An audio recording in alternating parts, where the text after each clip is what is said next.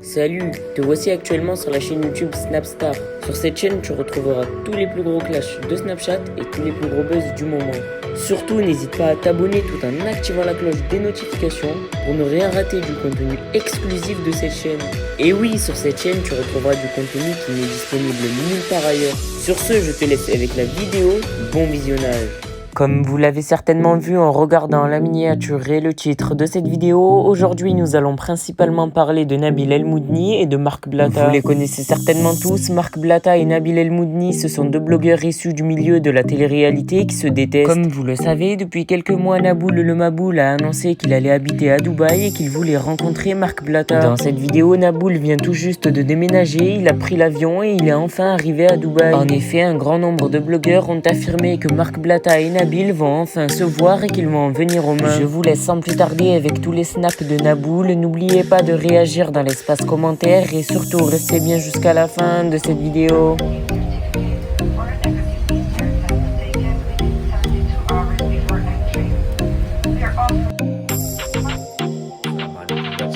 que tout le monde va bien, que tout le monde a passé une bonne nuit. Nous, alhamdoulilah, on est bien arrivés, on a installé toutes nos affaires. Je parle doucement parce que Noémie elle est en train de dormir, elle n'a pas trop dormi dans l'avion. Je vous montrerai la suite tout à l'heure, mais franchement, c'est vraiment pas mal ce qu'on a pris.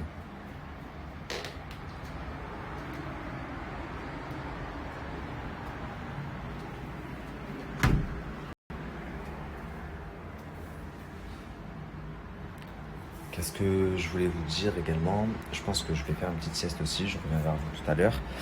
Et nous, cette semaine, on a beaucoup d'administratifs à faire, des papiers, des visites aussi.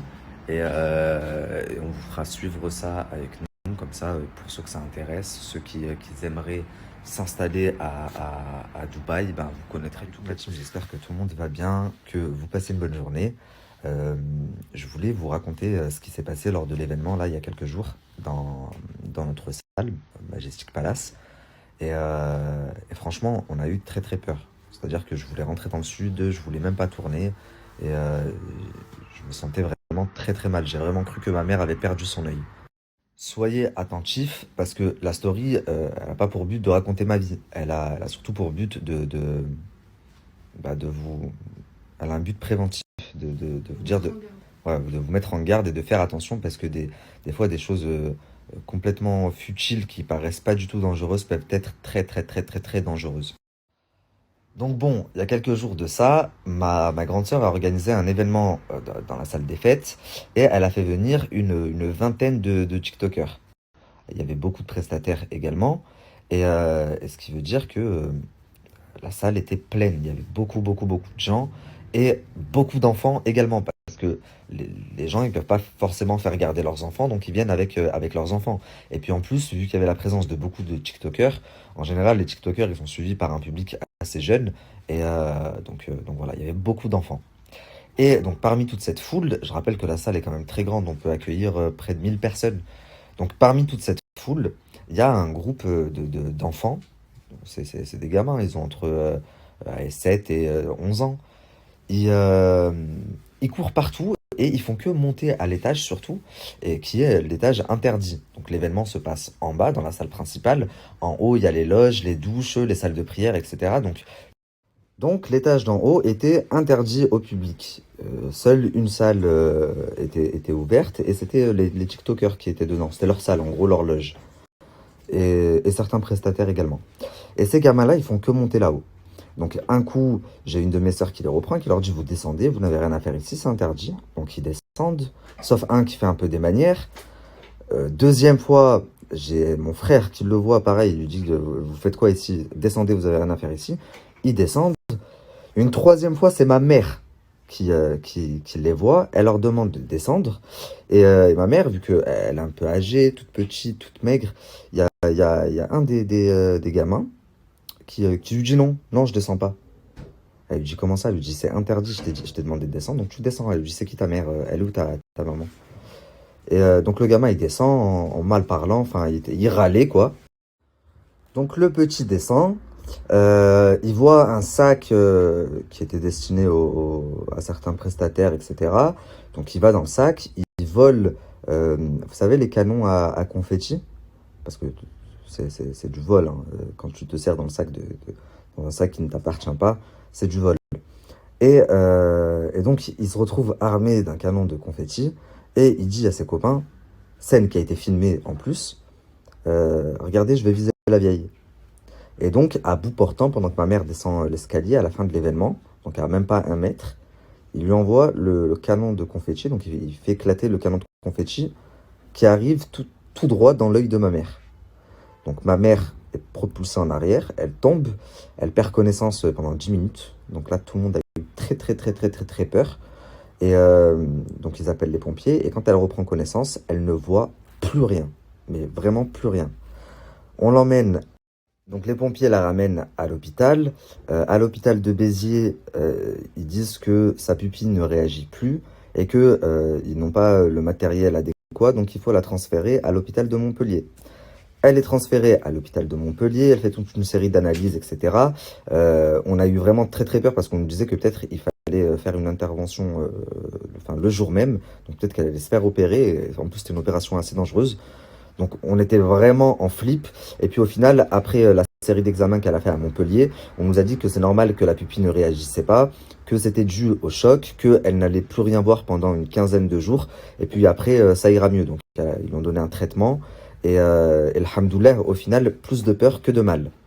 Là où je souhaitais prévenir, enfin faire de la prévention, déjà très important la famille, si vous faites des événements ou n'importe quoi et que vous achetez des canons à confetti, ne les faites pas utiliser par des enfants, parce que ça ne doit pas être manié par des enfants, ça peut être très dangereux si quelqu'un se le prend à bout portant. J'ai une femme tout à l'heure qui m'a écrit justement en me disant qu'elle venait d'accoucher par césarienne et qu'elle a fait péter un canon de confetti pareil, et elle l'a fait à l'envers. Ce qui fait que, en fait, tout droit dans sa cicatrice, ça s'est rouvert, elle a dû être transportée à l'hôpital d'urgence. Donc vraiment, ça peut être très dangereux. La deuxième chose que je voulais dire, et là vraiment, ouvrez grand vos oreilles, c'est un message général. Vous savez c'est quoi le pire dans tout ça, la famille? Ouvrez grand vos oreilles. C'est que la mère s'est embrouillée avec une de mes sœurs. Et bon, pour ceux qui nous connaissent, là-bas dans la région, ma famille est quand même très connue. On n'est pas des gens dans les problèmes, on n'est pas des gens qui cherchent le conflit. Donc pour qu'une de mes sœurs en arrive au point à vouloir tarter la mère aller-retour, c'est que vraiment, elle a dû la pousser à bout. Vous savez ce qu'elle a dit? Il faut prévenir la prochaine fois que vous ne voulez pas d'enfants à vos événements. Ma sœur lui a tout simplement expliqué que tous les enfants sont bienvenus à nos événements. C'est les enfants pas éduqués qui ne sont pas bienvenus. C'est des enfants qui volent, c'est des enfants qui montent dans des endroits interdits quand on leur dit qu'il ne faut pas, à répétition. C'est des enfants qui sont à l'autre bout. Le domaine est immense et qui ne savent même pas où est leur mère. Enfin, je sais pas, moi, à cet âge-là, j'aurais fait une action comme ça. Je peux vous assurer que ma mère, elle m'aurait baissé le pantalon devant toute la foule. Et elle m'aurait rendu le cul rouge, mais rouge. La famille, c'était ma petite story time, mon petit coup de gueule.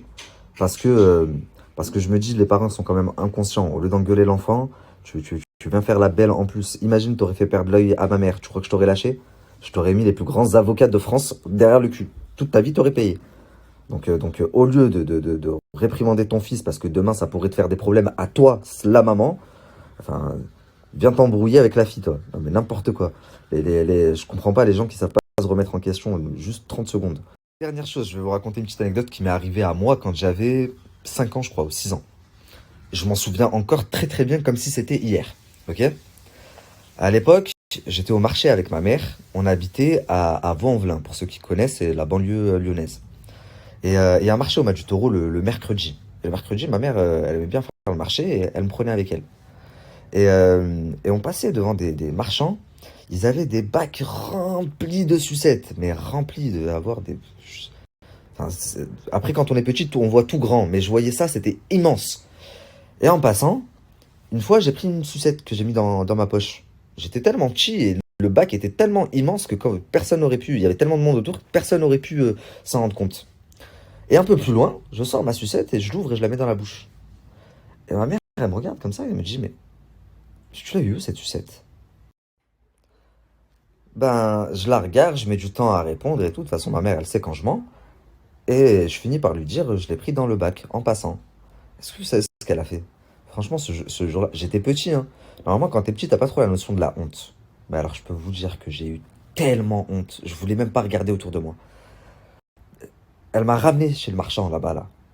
Et bah, elle m'a fait ce que je vous ai dit tout à l'heure. Elle m'a baissé le pantalon.